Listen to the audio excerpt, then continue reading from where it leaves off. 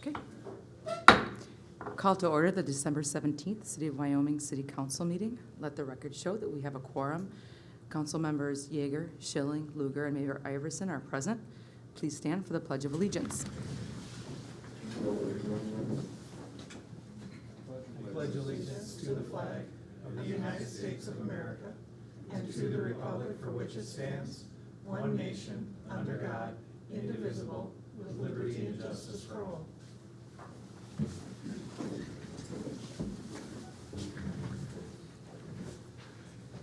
All right. Next is open forum. Open forum is an opportunity for members of the public to address the City Council on items on or not on the current agenda. Items requiring council action may be deferred to staff or boards and commissions for research and future council agendas if appropriate. You will be limited to 3 minutes, and we ask that you conduct yourself in a professional, courteous manner and refrain from the use of profanity. Failure to abide by this policy may result in the loss of your privilege to speak. Do we have anyone for open forum? Nope. Representative Luger. Yes. Attorney Linden here. We would just like to establish that you are taking on the role of active mayor because Mayor Iverson just doesn't feel up to running the meeting at this point. And I just want to establish that for the record so that we have that. So you can established. carry on, yeah. Okay. All right. If we don't have anyone for open forum, we'll move on to the approval of item number 1, approval of minutes. Consider approving the minutes of the regular meeting of the Wyoming City Council on December 3rd, 2019. Do we have any questions or comments? If not, do we have a motion to approve? So moved. I'll second. We have a motion by member Schilling and a second by Mayor Iverson. All in favor? Aye. Opposed? Motion passes. Consent agenda, we have item 2, resolution 19-12-106, approving the payment of pay voucher number 6. Number 3, consider resolution 19-12-107, a resolution approving the payment of invoice 67239 to Rosenbauer, Minnesota LLC, to consider a solicitation permit for Dr. David Curtis Schmidt of Day Spring Family Wellness Center, to consider hiring Troy Plesky as a ring attendant at $11 per hour for the 2019-2020 skating season, and to consider authorizing payment of recommended bills, payroll, and journal entries for the period of December 4th, 2019 through December 17th, 2019. Does anyone wish to pull any items for discussion? None. Okay. Do we have a motion to approve? So moved. We have a motion by member Schilling. Do we have a second? Second. We have a second by member Yeager. All in favor? Aye. Opposed? Motion passes. On the agenda, items 7 through 11 are department reports.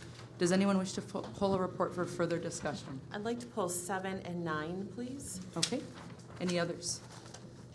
Okay, Mayor Iverson. All right, number 7 is the report from the Public Safety Director. Really, the only thing I'd like to do is to thank the firefighters for taking apart the tank and getting in there and looking at it and get it analyzed and fixed, and great job. Really appreciate you guys doing that. And then on number 9,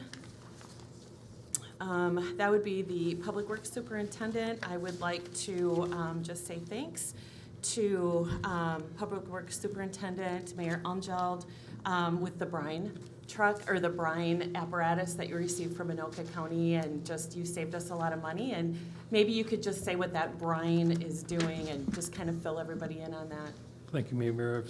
Yes, we went to Anoka to fill up our truck with brine, and they have a brine tank they bought a new one, and their old one was just sitting there, and it's all made out of poly, so it's not very heavy or nothing. So they said we could use it to see how we would like to make our own brine. And now we have the complete system. We have the brine maker, the mixing tank, and we also have the to apply brine to the streets before it snows. That happens, somebody purchased it somewhere along the line.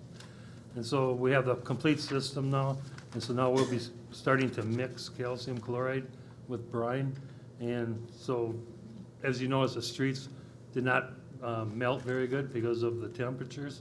The white rock salt we have melts down to 20 degrees, and since the 10th, it hasn't been 20 degrees except today.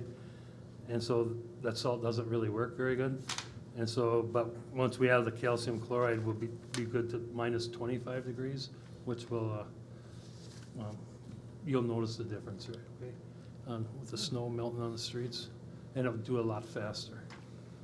And that's kind of where we're at. And we didn't have to pay for that. They donated it to us, Yes, so that's very nice. That was Yeah. very nice of them. Anoka County, Yeah, yep. thanks Anoka County. So, all right, that's all I have. All right, thank you.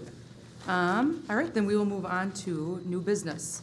New business, we have item 12 to consider resolution 19-12-108, a resolution approving a lot width and road frontage V-19-001, Shoreview 2, applicant Greg Bradfeld, Rock Builders West Comfort Drive, property ID numbers 21.10501.00 and 21.10505.00. Mr. Weck? Madam Mayor and council members, this also ties into the next agenda item for preliminary plat for Shoreview 2. We'll deal with areas first, otherwise the plat won't work. Planning Commission held a public hearing. They had some concerns. They are recommending approval. They had some conditions. The applicant took note of those concerns and provided new drawings. So it's been a couple months, or maybe a month and a half since the Planning Commission meeting. So some of those conditions that the Planning Commission had, for example, number of lots in Block 2 shall be reduced from 6 to 5 lots. Those that had been done. And that was more for the preliminary plat. But in doing that, sorry, let me back up for a sec. The applicant provided a new drawing addressing those concerns. So the staff recommendation for the condition on this one would be that the final plat lot list be consistent with the preliminary plat drawing dated November 26, 2019, which would be the drawing that is on the board right now and is also in your packets. One of the only concerns I have are with the 2 lots at Heritage Lane. With their septic areas that's addressed in the plan, they can move that septic area into the wooded area so that I don't have an issue that the lots won't be buildable. It's just that they need to address where the septic area is, a mound won't fit on it in the skinny area. So in conclusion, for the variance, the Planning Commission has recommended approval and the staff's recommended approval that with the one condition the final plat lot list be consistent with the preliminary plat drawing dated November 26, 2012. Do we have any questions? Member Yeager? Is it usual to have a variance for what amounts to the entire development? Usually it would be done as a planned unit development, where it's kind of a variance on its own because we're allowing them to vary some of the dimensions or lot widths or sizes. Our ordinance requires that if it's in the shoreline district, it has to be a community sewer water system. And also requires a large green space area. The parkland dedication they have may or may not qualify for the green space area, but in putting in a community system, they wouldn't have gotten anywhere near the number of lots that they have, just because based on the soils and the topography. So instead of going that planned unit development route, they instead asked for the variance. A variance for basically 17 of 19. And when we looked at the map, I mean, a lot of the majority is below, if our thing is 200 feet, the majority of those lots are 179 feet and less. Is that a variance, or is that, we need to change our requirements because it seems to be the whole development doesn't conform? I mean, I could see granting a variance for a small deviation on a couple of lots, but not the whole thing. That's my concern. And that was a planning commission's concern also. Some of the mitigating factors, this is in the shoreland district. A lot on the lake would still have to have 1 acre minimum lot size, but their lot width could go down to 125 feet. The other concern, other mitigating factors, if when you look in the standards for variances, are we treating them any different than the surrounding developments? The surrounding developments were done before the city and the Porter Township had a 200-foot lot width. Their minimum lot width at the time the other developments around them were done was 160 feet. So they're keeping in with the developments that are within the area also. When we haven't changed anything, when the lot width went to 200 feet, that was initially a county plan, because in the septic areas, they're in a sewered area, the minimum lot width was 100 feet. And so what the idea was to make the septic areas 200 feet in width. At some time in the future, when city sewer water became available, they would be able to divide each of those lots in half and have a 100-foot width. City sewer and water is never going to come to this area. Not so to hold them to that standard, to try to look at that future city sewer and water to allow someone to divide it in half just isn't going to happen. This is more or less an accommodation to reflect the area. Yes, ma'am. Because it just seems to me that the density of this development may be unsuited for this particular parcel of land due to all the wetlands in it. Because what struck me was how much verbiage was about wetlands. They seem to be substantial. They are substantial. Had city sewer and water been available on each of those 1 acre lots, we could be getting 2 or 3 additional lots, regardless of whether the wetlands are there or not. They're not proposing any impacts on the wetlands, and the watershed's requiring buffers, significant buffers around some of them, which is the reason why they lost another lot on the south block.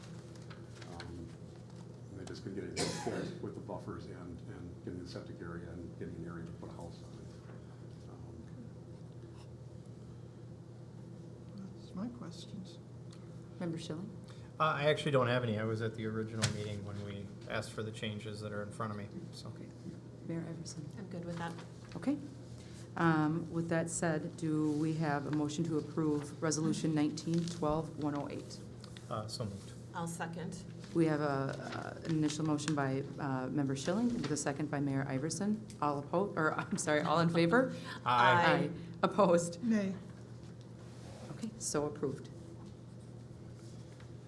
Item number 13 is to consider Resolution 19-12-109, a resolution approving preliminary plat D 19-004, Shoreline View 2, applicant Greg Radefelt, Rock Builders, West Comfort Drive, property ID numbers 21.10501.00 and 21.10505.00. Mr. Wack. All I want to go is One more round. One more round. So again, the planning commission is recommending approval with 7 conditions listed on page 10 of your report. I guess I don't have anything more to add to what I just explained, unless you have some more questions. Do we have any more I have questions? none. Okay. If not, do we have a motion to approve? I'll motion to approve. We have a motion by Mayor Iverson, I'll second. second by Member Schilling. All in favor? Aye. Opposed? Nay. Motion passes. Number 14 on the agenda is to consider communication system user agreement between Chisago County and the City of Wyoming for the Armor radio system from 2020 to 2023. Mr. Linwood? Yes. Mayor, members of the council, presented to you tonight is an Armor radio agreement between the City of Wyoming and Chisago County for the years 2020 through 2023. The Armor radio system is the emergency communication system that our police departments, EMS, firefighters utilize to communicate across this county, and it is actually a 9-county region-wide public safety radio communications system across the metro. The agreement that is to be reviewed tonight and potentially approved will allow for the city and the county to enter into this agreement for some fairly significant changes from the last one. I want to say that there was a tremendous amount of effort both by Chisago County and the bargaining unit and representatives making up the negotiating team for cities, fire departments, police departments, and other users. Some changes to highlight in the agreement. Now spell out the user-owned radios that can be on this system, what types of radios can be on this system. It also allows recommendations from a technical user group of the models of radios on that system.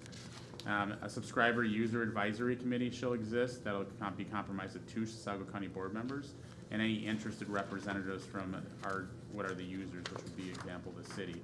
This is an important component to be able to make recommendations the bargaining unit felt for this particular system.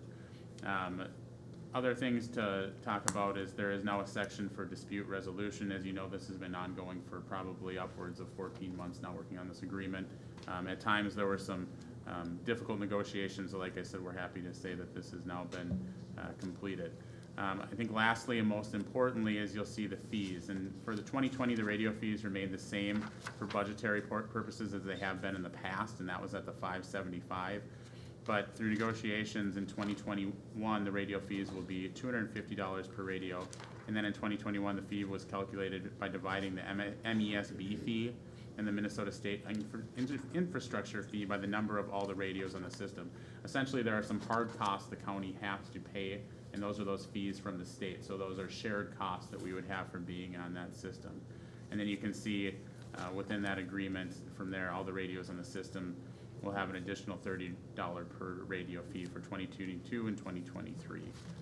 With that, I will stand for any questions. What does the $30 go for? I believe it's just an administrative fee. Mayor Iverson, is that the idea on that? And then also just to point out that that fee can change. It's all based on that MESB fee that the state hands down. So if they decide to change that in 2022, it'll be that fee plus that $30. So it is a fluid fee. It will change, it could go down, it could go up, but it is something that we worked really hard on, and not everybody got everything that they wanted, so we felt it was a really good compromise. And I think this is what the bargaining group wanted was real costs. So we're essentially, it's the cost that we would have to pay no matter if we were the Chisago County or Washington County or whoever it may be that are being handed down from the state. We're essentially sharing those costs, and that's what it identifies in this agreement. Any other questions? I have none. Okay, if not, do we have a motion to approve? I will approve. Motion We- to approve. We have a motion by Mayor Iverson. Do we have a second? I'll second. We have a second by Member Schilling. All in favor? Aye. Opposed? Motion passes. Finally, number 15 is to consider an agreement with AEM Financial Solutions for accounting services outsourced finance director for the duration of January 1st, 2020 to December 31st, 2022. Mr. Linwood? Yes, Mayor, members of the council, this item is presented to you tonight. This was a finance director slash accounting clerk solution that the council met upon and agreed on back in 2017. Currently, the configuration we have is we have what we labeled employee as our accounting clerk that handles our day-to-day operations and financial operations within the city. AEM Financial Solutions provides services that would essentially be that of a finance director. Hence the agreement is for accounting service or an outsourced finance director.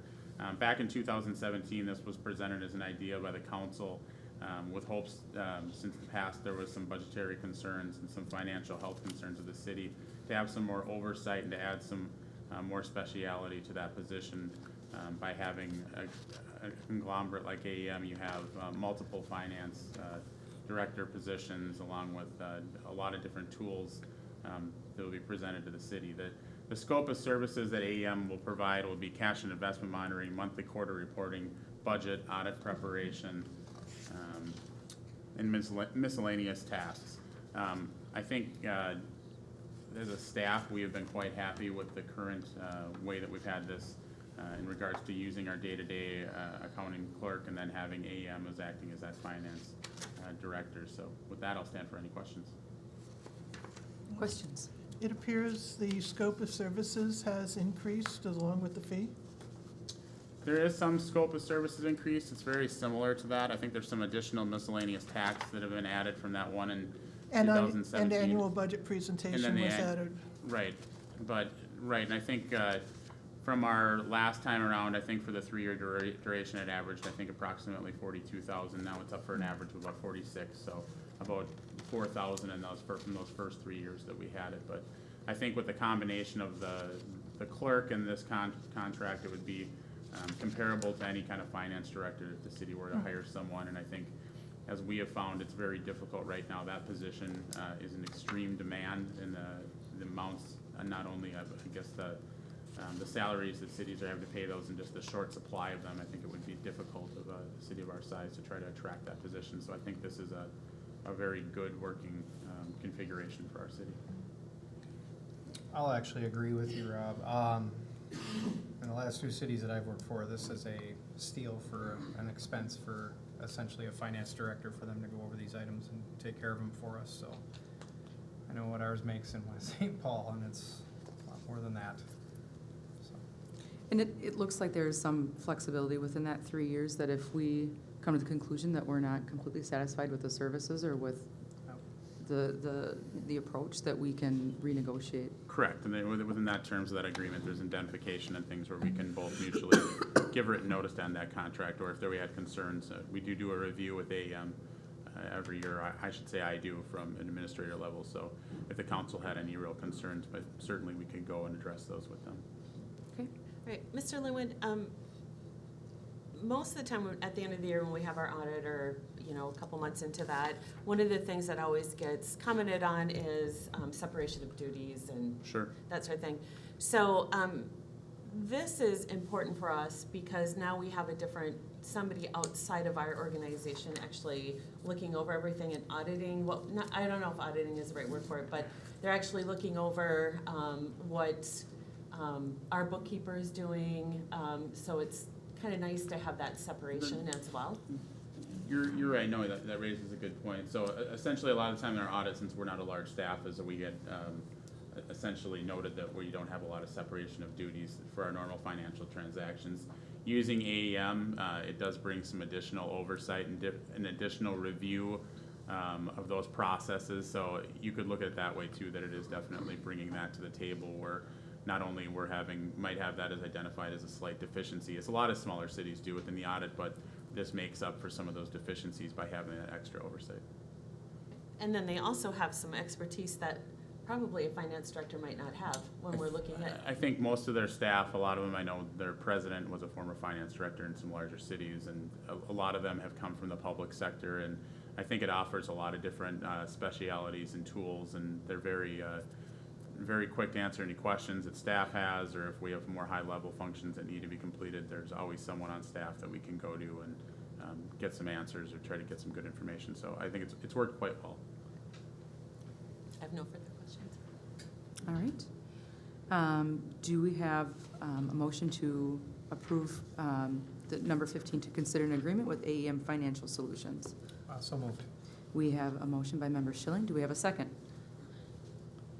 I will second. Okay. Member Yeager, a second by Member Yeager. All in favor? Aye. Opposed? The motion passes. And that brings us to council reports. Member Yeager, would you like to start? I attended the tree lighting ceremony, and I attended the county board meeting where the Armor Radio agreement was passed. And with that, I'd like to wish you all Merry Christmas, Happy Hanukkah, Happy Holidays, whatever you celebrate, and best wishes for a joyous and prosperous 2020. Member Schilling? I also attended the tree lighting. It was a good turnout again. It was a very nice evening. I also attended the sewer commission meeting last night. Everything is running on par as usual. Things are going good. There's been some discussion. We're going to have some retirees on that in our operations portion, so it looks like we're handling that into this next year. I'd like to thank everybody for coming out tonight, and again, have a happy holiday. It was a great first year for me. It was a learning experience, so can't wait to see you in the next year. So have a good new year. Thank you. Mayor Everson? All right. Well, unfortunately, I had to miss quite a few meetings, but it looked like everybody kind of filled in on that. I'd like to thank Councilmember Lugar for leading the meeting tonight. And thanks to all the residents and staff for their prayers and well wishes over the last couple of weeks. So I wish everybody Merry Christmas, Happy Holidays, and please continue to come to our meetings in 2020. All right, and I have no report. Thank you all for coming. Have a wonderful season. And with that, we need a motion to adjourn. So moved. Do we have a second? Second. All in favor? Aye. Aye. So adjourned.